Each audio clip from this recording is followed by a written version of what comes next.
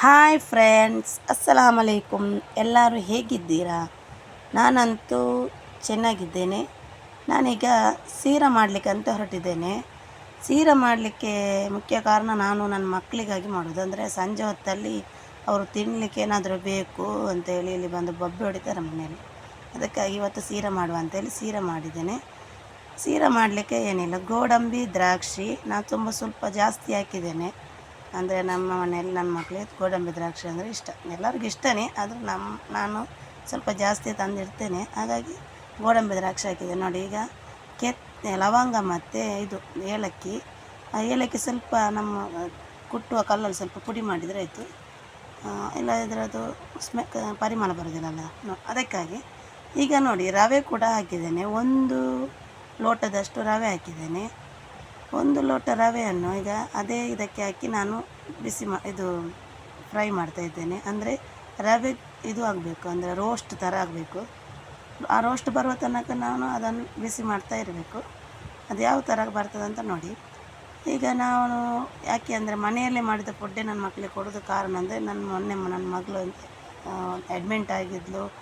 ಅವಳಿಗೆ ಒಂದು ಸ್ವಲ್ಪ ಖರ್ಚು ಕೂಡ ಆಯಿತಂತ ನಾನು ಮತ್ತೆ ಮನೆಯಲ್ಲೇ ಮಾಡಿಕೊಡೋದು. ಈಗ ಲೇಸ್ ಗೀಸ್ ಯಾವುದೇ ಪ್ಯಾಕೆಟನ್ನು ಈಗ ನಾನು ಮನೆಯಲ್ಲಿ ತಂದು ಕೊಡೋದು ಇಲ್ಲ, ತರಲಿಕ್ಕೆ ಹೋಗೋದು ಇಲ್ಲ, ಅವರನ್ನು ತಿನ್ನಲಿಕ್ಕೂ ಕೂಡ ಬಿಡೋದಿಲ್ಲ. ಈಗ ನೋಡಿ, ಅದಕ್ಕೆ ಅದೇ ಗ್ಲಾಸಲ್ಲಿ 2 ಗ್ಲಾಸ್ ನೀರು ಕೂಡ ಹಾಕಿ ಇದು ಮಾಡಿ, ಮತ್ತು ಸಕ್ಕರೆ ಹಾಕಿ.